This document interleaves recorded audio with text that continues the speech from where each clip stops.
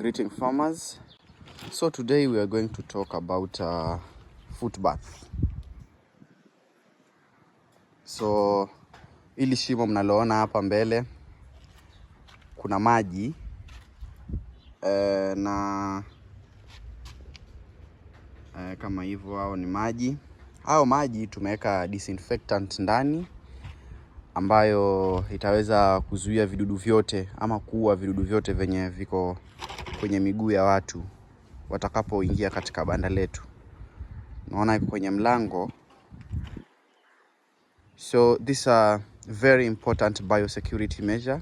You have to make sure you have a foot bath on the entrance of your chicken coop, so people can step in here before accessing your chicken coop itself. Yeah, so yeah, it's very important to have